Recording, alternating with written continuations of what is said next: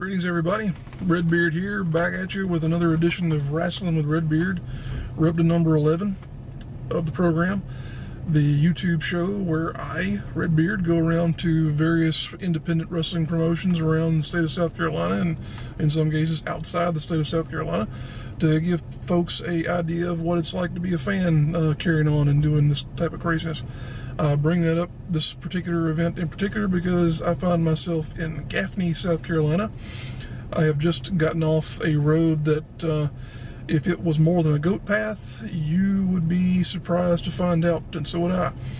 That's one thing that really is a bit of a treacherous aspect of coming to these events, is that when you're going to a venue you've never really seen before, you don't know what you're going to encounter in terms of the road. So you put those addresses into your GPS and just hope that you don't wind up getting taken down a dirt road, which if you've never heard your GPS say turn off the paved road, trust me, you haven't lived. But at any rate, I'm here in Gaffney, South Carolina this evening for Trans-South Wrestling, as they are presenting a show they're calling Hardcore Boogie.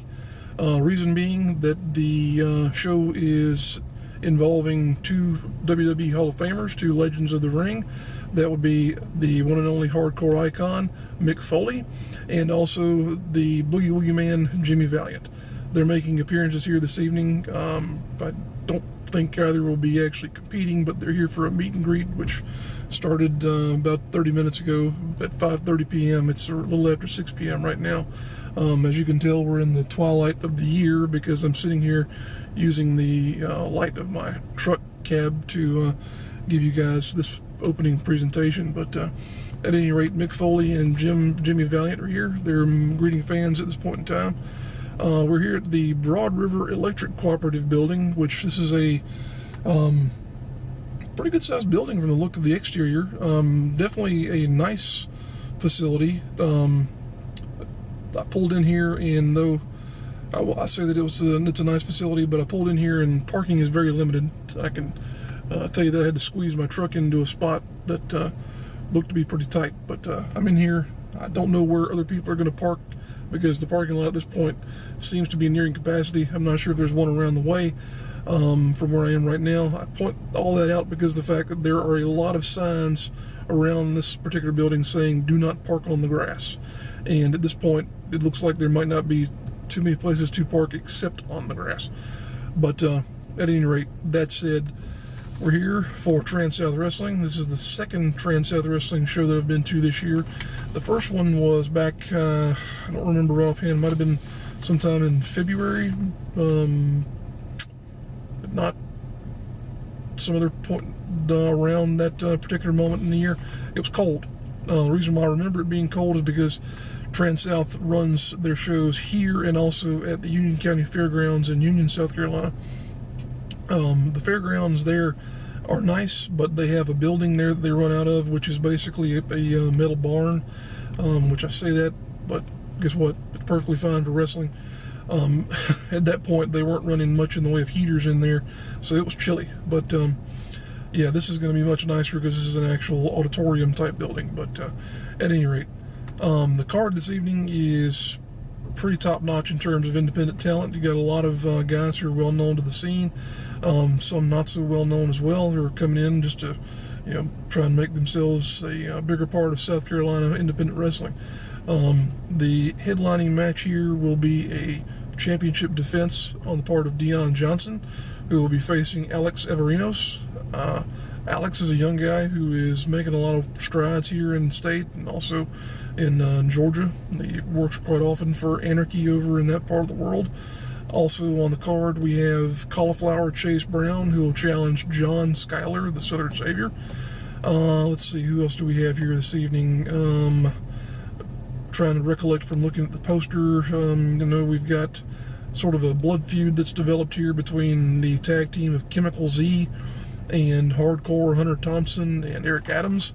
You've got those guys there who probably will find their way into combat here this evening again. Then you've also got appearances from, I believe the rest of the card involved the Stro, which he's either using a character called Papa now or is in some way doing something with something called Papa. Not quite sure where that's going.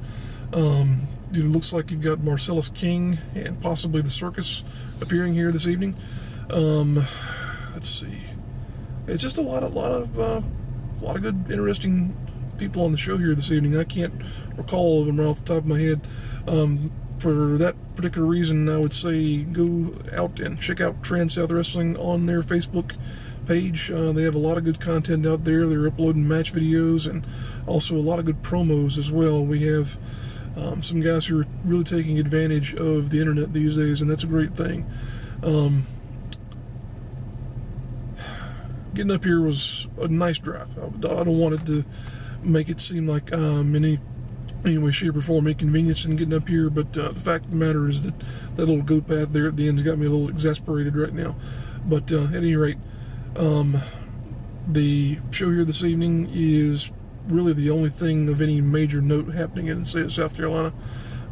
We've got some stuff coming up this month, though, in the Carolinas that's going to be pretty big.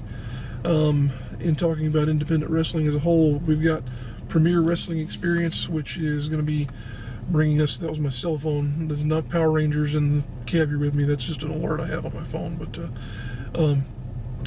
like I was about to say there, the Premier Wrestling Experience promotion will be bringing us What Doesn't Kill You Makes You Stronger Part 4. They have just here in the past couple of days announced that the main event for that particular show will be Caleb Conley facing off against former WWE superstar Drew Galloway, who's the current Evolve heavyweight champion. Evolve is a promotion that's sort of a sister group of Dragon Gate USA, so that's going to be a big match there. But they've also got a lot of other stuff going on in that card. Way too much to get into here.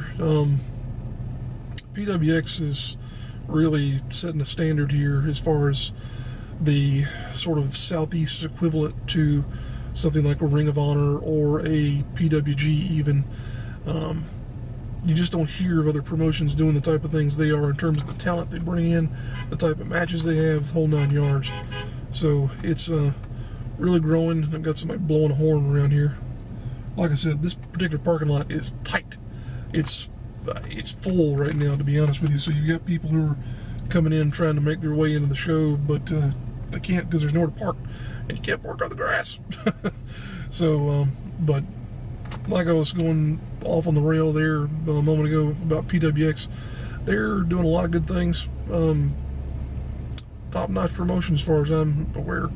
You also have, pretty much operating out of the same area, a group that's come along called Pro Wrestling Now. They had a little bit of a tumultuous start there with the first show because it seemed as though they had a lot of talent. A lot of guys came in for it. The All Night Express reunited for that particular event. Brad Titus and Kenny King. Didn't amount to much in terms of fans, though. They looked like less than 50 from what it appeared to be as far as the matches and pictures that I saw online.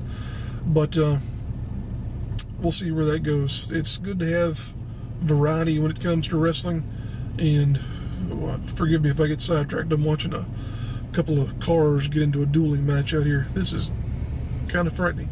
And I'm watching a truck with a flatbed on the back of it try and back into a parking space that is a little bit narrow.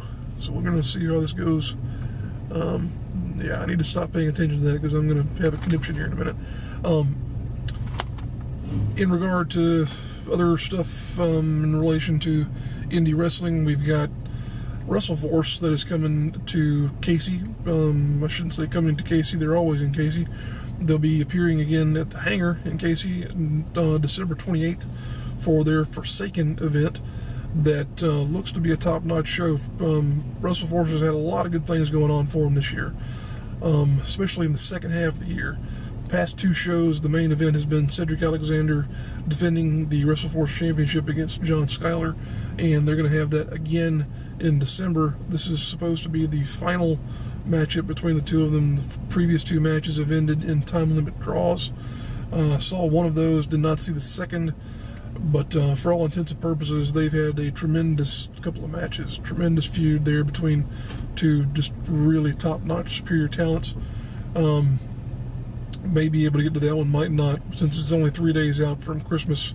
We'll have to see, because things get really busy family-wise for me this time of year. Let's see.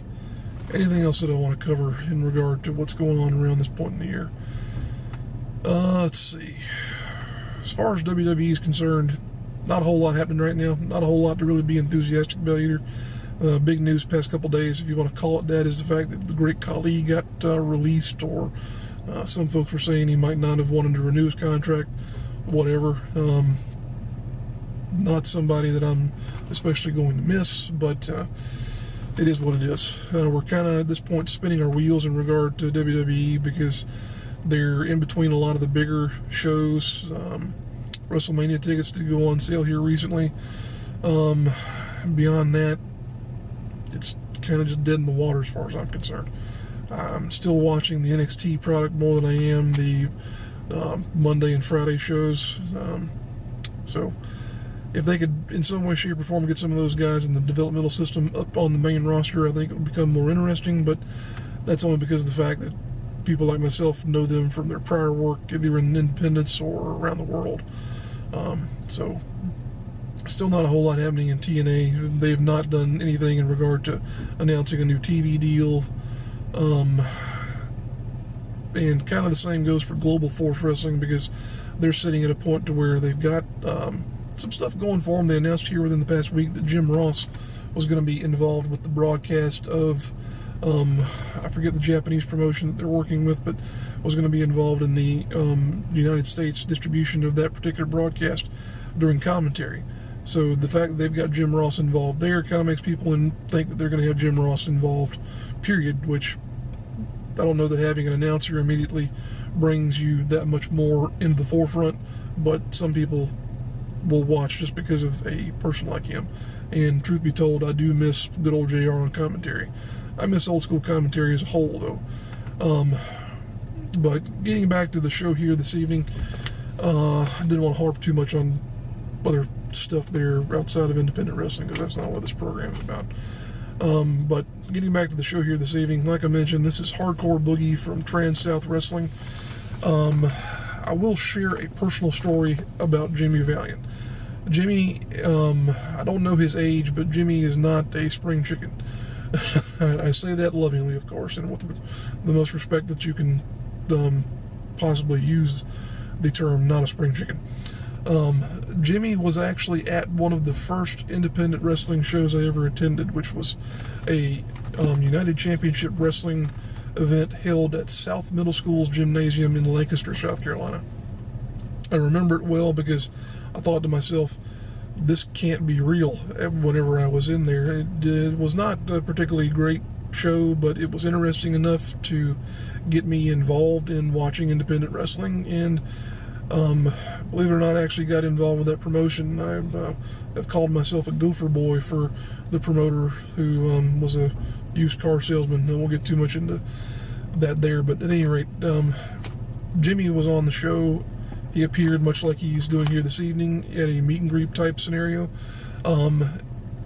When I came into the venue, he was at his gimmick table.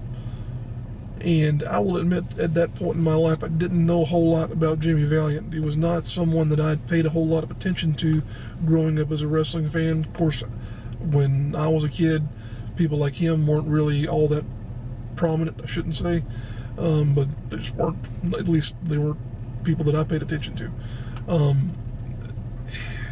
So I was never, a huge fan. So I didn't go into the event just clamoring, saying, "Oh, I've got to have your autograph." So I walked past his gimmick table because they had him set up right up front there. He's got all of his stuff laid out, his banner on the table saying, WWE Hall of Famer. At that point in time, WWE Hall of Fame wasn't really that big of a deal, but at any rate, I walk up to the table just thinking, I'll look around and see what he's got there. And he had pictures and stuff like that. And he starts chatting with me, and I'm having a word or two with him. And before I know it, he's signing one of his pictures. He kind of nonchalantly at one point in time asked me if I wanted one, and I didn't say that I wanted it, but he kept signing it. And before I knew it, he said, "Here, kid, that'll be $10. Kid you not, $10. Didn't want it. still got it somewhere around the house. More or less paid $10 for something I had no desire to purchase. And that, friends, is why they call it the hustle. Because you got a little old dude sitting behind the table there who is a legend, but not particularly where I wanted to spend that $10 that evening, but I wound up doing it anyway. So that's my Jimmy Valiant story.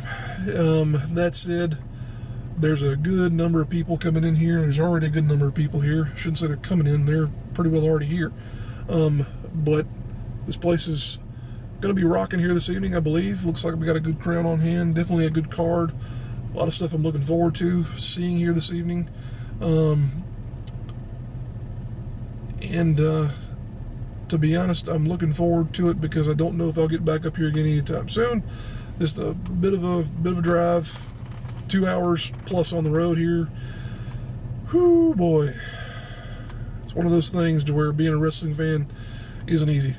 The drive, the going back and forth, the whole 9 yards there just gets old sometimes. But some of these guys, you know, they drive 200-300 miles just to make a booking. So what are you going to do? It's the life. So that said, we're going to head on inside here and see if I can find somewhere to take a squat.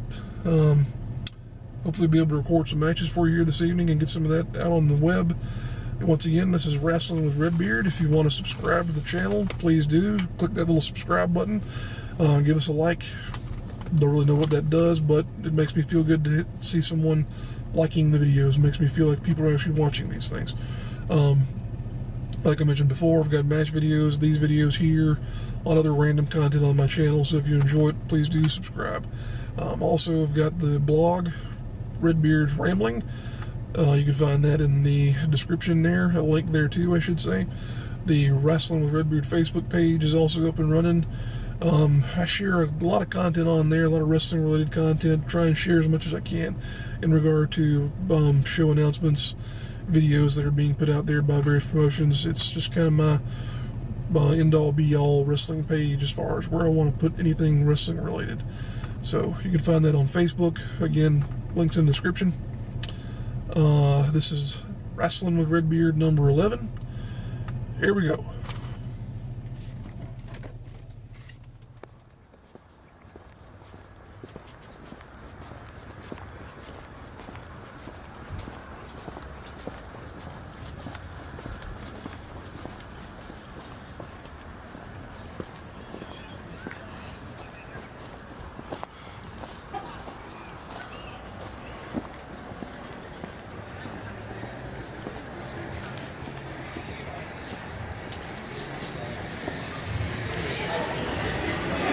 Hey, how y'all doing this evening? 15? Yes, sir. We're out of the actual adult ticket, so they'll just stamp your hand. Okay. Appreciate that. Bill's got all the money.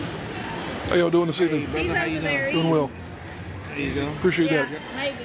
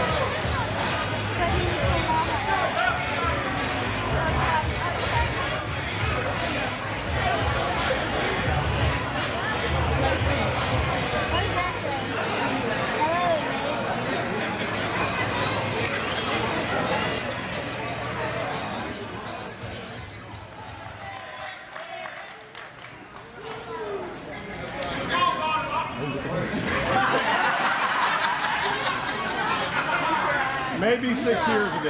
It's about time we thought Christmas was going to get here before you did. That's about right. I'll take that. But I'm not going to take up too much time because I'm ready to get the action started. Yeah!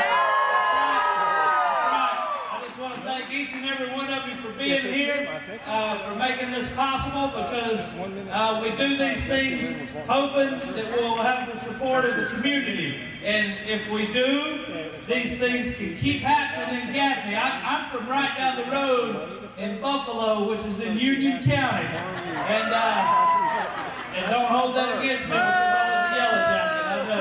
I know. But I grew up, I've always heard my whole life, there's nothing to do around here, nothing to do around here. And I don't know if you hear that in Gaffney, but I imagine sometimes you do. Well, we're here to give you not only something to do around here, but something exciting, something big, something huge, a mega action-packed event here in Gaffney, and we did it. You did it. We all did it. And when you keep coming out to support us, that's how these things keep happening. So thank you so much for being here, and because you support us tonight, we'll keep these big events going as long as you let us. Thank you, thank you, thank you so much. Now let's have some wrestling matches. How about it?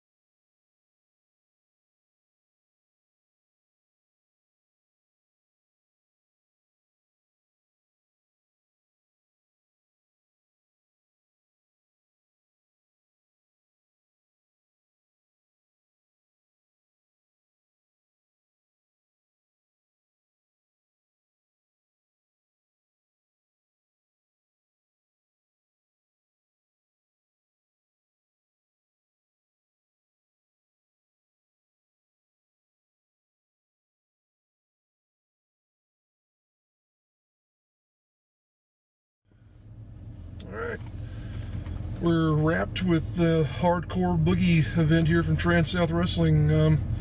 Had a pretty solid night of action here, good 2.5 hours, including about a 15-minute intermission there where Mick Foley was signing autographs with the fans. Overall, I'd say the show was pretty good overall. Not bad by any question, just some things that probably could have been a little tighter here and there, but still, good show.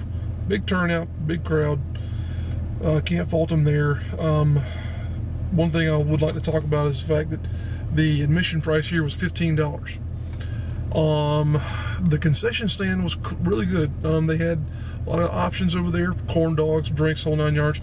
I was able to get 2 corn dogs and a Coke for $5. Not bad there at all.